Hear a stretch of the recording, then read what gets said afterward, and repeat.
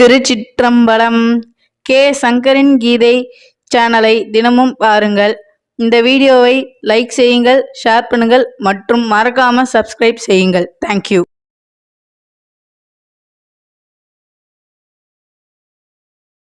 ஆன்மீக அன்பர்களுக்கு வணக்கம். ஸ்ரீ பெரியாழ்வார் அவதார திருநட்சத்திர வைபவம் மதுரை அழகர் கோவில் என்று சொல்லக்கூடிய திருமாலிருஞ்சோலையில் ஸ்ரீ கூரத்தாழ்வான் பஜனாசிரமம் அழகர் கோயில்.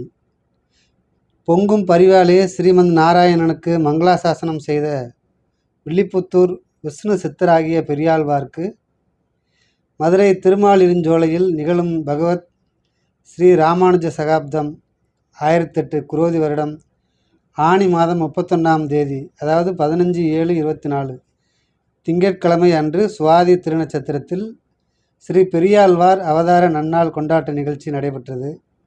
காலை 7 மணி முதல் பிரபந்தம் மற்றும் நாமாவளி பஜனை நடைபெற்று அந்த கூரத்தாழ்வார் ஆசிரமத்திலிருந்து அடியார்கள் பஜனைகள் பாடி பாடல்கள் பாடியே அழகர் கோவில் தென்புறம் அமைந்துள்ள பெரியாழ்வார் திருவரசுக்கு சென்று சிறப்பு பாடல்கள் பாடி அபிஷேகம் நடைபெற்று பஜனை நடந்து தீபாராதனை நடைபெற்றது. பெரியாழ்வார் அவருடைய வரலாறையும் கொஞ்சம் தெரிந்து கொள்வோம். ஸ்ரீவில்லிபுத்தூரில் அவதரித்த விஷ்ணு சித்தர் என்ற பெரியாழ்வார் திருப்பல்லாண்டு பாடியது அனைவருக்கும் தெரியும். ஆனால் அதை எங்கு பாடினார், எந்த சந்தர்ப்பத்தில் பாடினார் என்பது பலருக்கு தெரியாது. மதுரையை வல்லபதேவன் என்ற பாண்டிய மன்னன் ஆண்டு வந்த காலம். அவனுக்கு பரம்பொருள் யார், எங்கும் பறந்து எதிலும் நிறைந்து என்றும் நிலைத்திருப்பது யார் என்ற ஒரு ஐயம் இருந்தது. எனவே பரம்பொருள் யார் என்பதை நிர்ணயம் செய்யும் பொருட்டு பண்டிதர்களின் சபையை கூட்டி விவாதிக்க செய்தான் மன்னன்.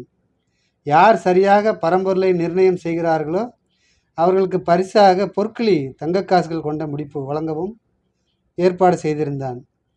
அச்சமயத்தில் பாண்டிய மன்னனுக்கு ராஜ புரோகிதராக இருந்தவர் திருக்கோட்டியூர் ஸ்ரீ செல்வ நம்பிகள் என்ற வைஷ்ணவர். இவர் ஸ்ரீவில்லிபுத்தூரில் அவதரித்த விஷ்ணு சித்தரின் புலமை மற்றும் பக்தியை பற்றி நன்கு அறிவார். இந்த விஷ்ணு சித்தர் ஸ்ரீவில்லிபுத்தூரில் நந்தவனம் அமைத்து தன் வளர்ப்பு மகள் ஸ்ரீ கோதை என்ற ஆண்டாளுடன் அங்கு கோயில் கொண்டிருக்கும் ஸ்ரீ வடபத்திரசாயி பெருமாளுக்கு பூமாலை தொடுத்து கொடுக்கும் தொண்டு செய்து கொண்டு பாமாலையும் தொடுத்து வந்தார். ராஜ புரோகிதரான செல்வ நம்பிகள் விஷ்ணு சித்தரை அணுகி மன்னன் கூட்டியிருக்கும் சபையில் கலந்து கொண்டு திருமாலே பரம்பொருள் என்று நிரூபிக்குமாறு கேட்டுக்கொண்டார். ஆனால் விஷ்ணு சித்தரோ தயங்கி நின்றார். அன்று இரவு வடபத்திர சாயியே விஷ்ணு சித்தரின் கனவில் தோன்றி, நீர் தயங்க வேண்டாம், மதுரைக்கு சென்று யாமே பரம்பொருள் என்று பரத்துவர் நிர்ணயம் செய்வீராக என்று அருளினார்.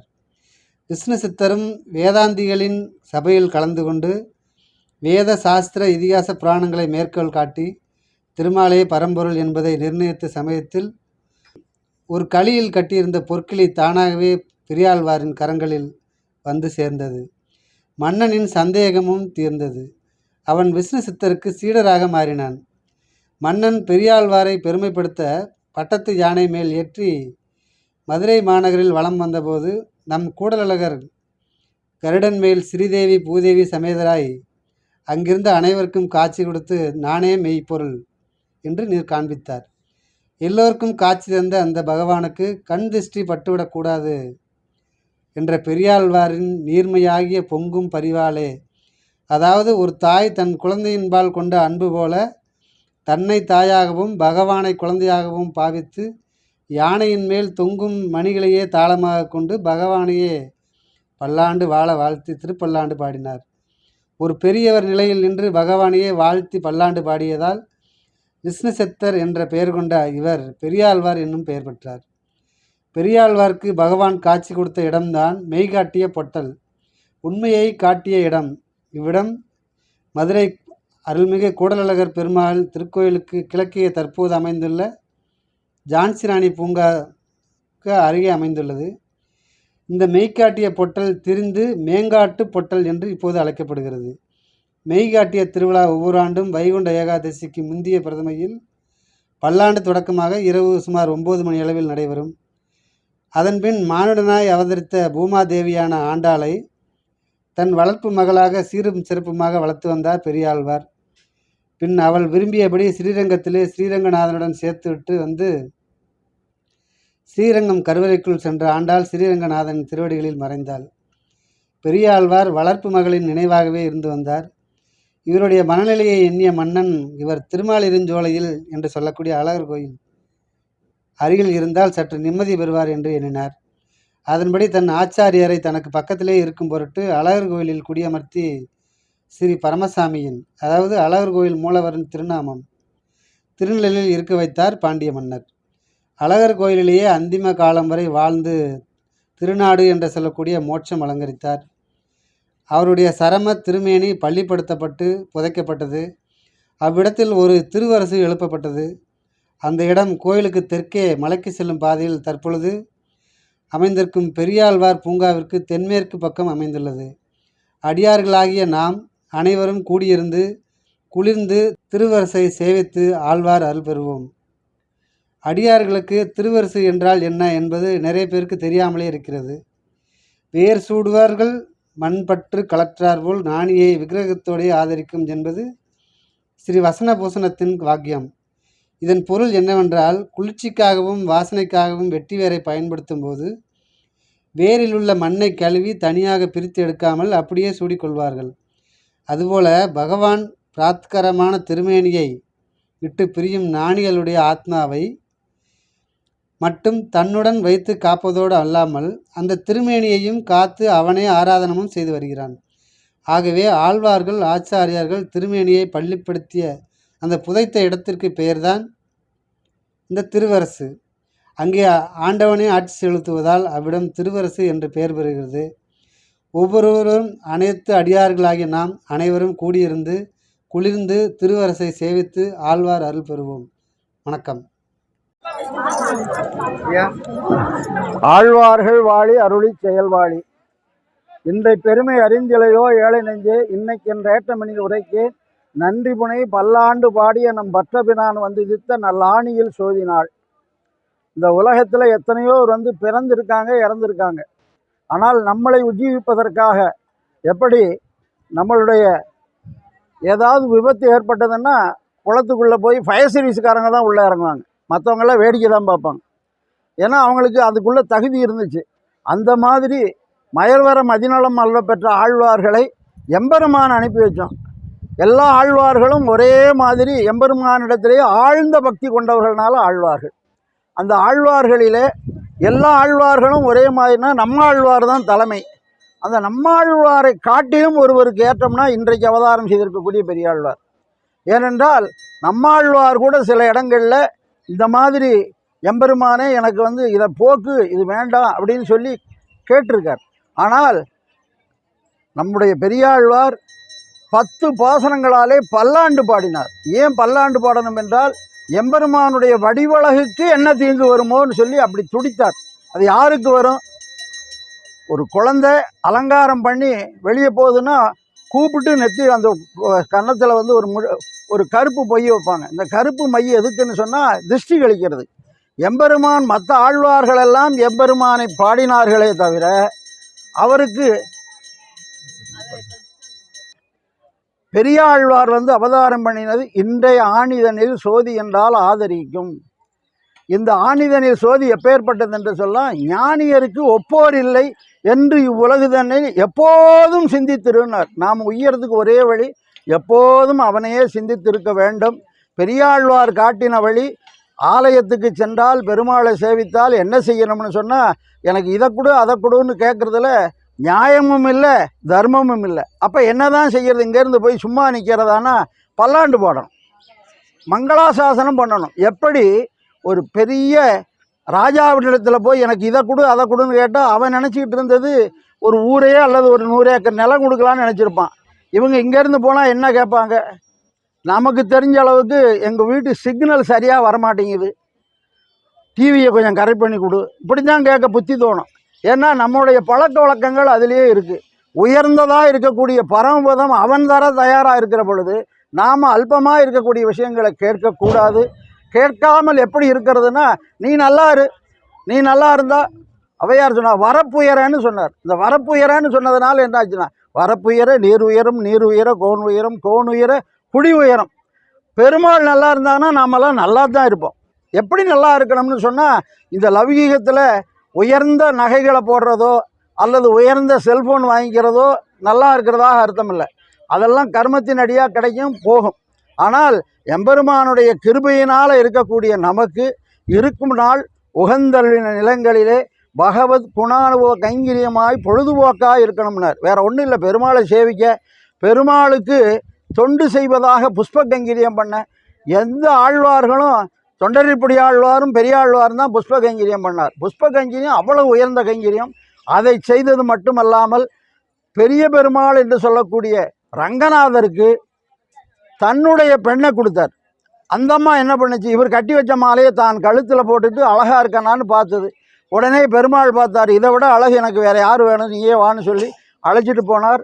அப்படி ஒரு மகள் தன்னையுடையேன் உலகம் நிறைந்த புகழான் திருமகள் போல வளர்த்தேன் செங்கன்மால் தான் கொண்டு போனான் என்று சொல்லி அப்பேற்பட்ட அந்த ஆழ்வார் ஆண்டாளை வளர்த்து எம்பெருமானை கொடுத்தார். இன்றும் பெரிய பெருமாளுக்கு பெரிய மாமனார் பெரியாழ்வார் தான். அப்பேற்பட்ட மாமனார் பெரிய பெருமாளுடைய மாமனாருடைய திருமாளிகைக்கு வந்திருக்கோம். அவர் திருவரசு இங்கே அவர் பள்ளி கொண்டு இருக்கக்கூடிய இடம். இந்த இடத்துக்கு என்ன விசேஷம்னு சொன்னால், மற்ற இடங்களை காட்டிலும் எப்படி தங்கம் ஒரு இடத்துல பொதித்திருந்ததுன்னு சொன்னால் அந்த இடத்துக்கு தனி மரியாதை கொடுப்பாங்க. நீர் ஊற்று சரியாக ஒரு இடத்துல வருதுன்னா அந்த நீர் ஊற்றுக்கு ஒரு மரியாதை கொடுப்பாங்க. இந்த இடத்துல ஞான ஊற்று வரக்கூடியது, ஞான ஊற்று வரக்கூடியது. அந்த ஞான ஊற்றாக இருக்கக்கூடியது மங்களாசாசனம். அந்த மங்களாசாசனத்தை செய்ய வைக்கக்கூடிய அந்த பெரியாழ்வார் வழியில் நாம் நடந்து பெருமாளுக்கு பல்லாண்டு பாடுவதே நம்முடைய குறிக்கோளாக இருக்க வேண்டும். ஆழ்வார் எம்பெருமானார் திருவடிகளே சரணம்.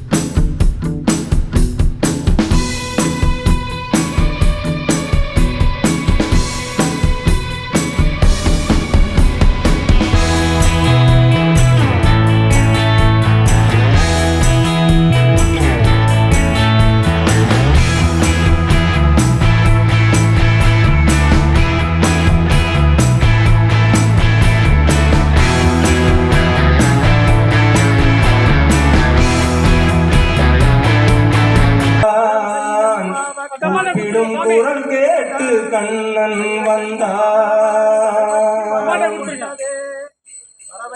ஆவணி பொன்னாளில் ரோகிணி நன்னாளில் அஷ்டமி திதி பார்த்து கண்ணன் வந்தான். அஷ்டமி திதி பார்த்து கண்ணன் வந்தான். அந்தியில் இடம் மாறி சந்தியில் மாறி, அந்தியில் இடம் மாறி சந்தியில் முகம் மாறி சிந்தையில் சிலையாக கண்ணன் வந்தான். சிந்தையில் சிலையாக கண்ணன் வந்தான். கோதையின் திருப்பாவை வாசகன் எம்பாவை கூப்பிடும் குரல் கேட்டு கண்ணன்.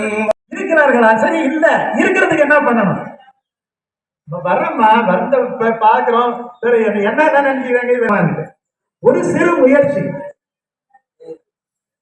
நான் சிலதெல்லாம் அந்த பண்ணுல நிறைய இருக்கு. அந்த பண்ணனுடைய அமைப்பு, அந்த பண்ணனுடைய பாவத்துக்கு, அந்த இன்னைக்கு வணங்கக்கூடிய ராகங்களுக்கு வச்சு அந்த பண்ணெல்லாம் ஏதோ பாடிக்கிட்டு இருந்தாங்க. எந்த கோயில போனாலும் அந்த நானும் கேட்குது இல்லையா? நமக்கு அந்த இசை மரபு இந்த வாயும் திரையுகளும் அப்படிங்கிற அந்த பாட்டு இருக்குது இல்லையா, அந்த பாட்டு புறநீர்மை. அந்த பண்ணு எங்கனையோ அன்னைமீர்கள் கௌசிக பண். அது கௌசிகம் அவங்க சொல்லுவாங்க, நமக்கு அது கௌசிகம் கிடையாது, கைசிகம். ஒரு பண்ணுக்காகவே ஒரு ஏகாதசி வச்ச ஒரே ஆளுங்க நம்ம தான் இல்லையா. இந்த பண்ணை கொடுத்தால் அந்த பிரம்மராட்சசனுடைய சாபத்தையே நீங்கி விடுகிறார் என்று சொன்னா அது எப்பேற்பட்ட பிரசாதம்.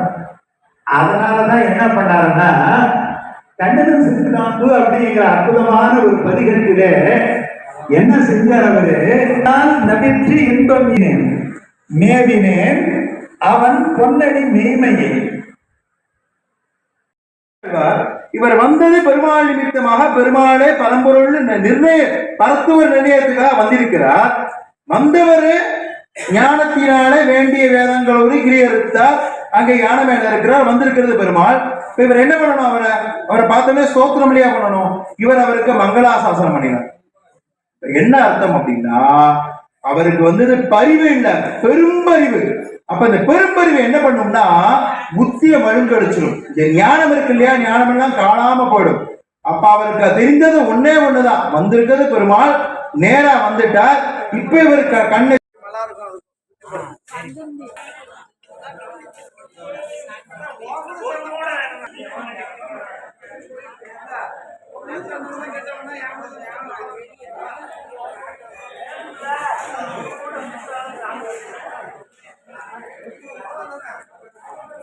திருச்சிற்றம்பலம். கே சங்கரின் கீதை சேனலை தினமும் பாருங்கள். இந்த வீடியோவை லைக் செய்யுங்கள், ஷேர் பண்ணுங்கள் மற்றும் மறக்காம சப்ஸ்கிரைப் செய்யுங்கள். தேங்க்யூ.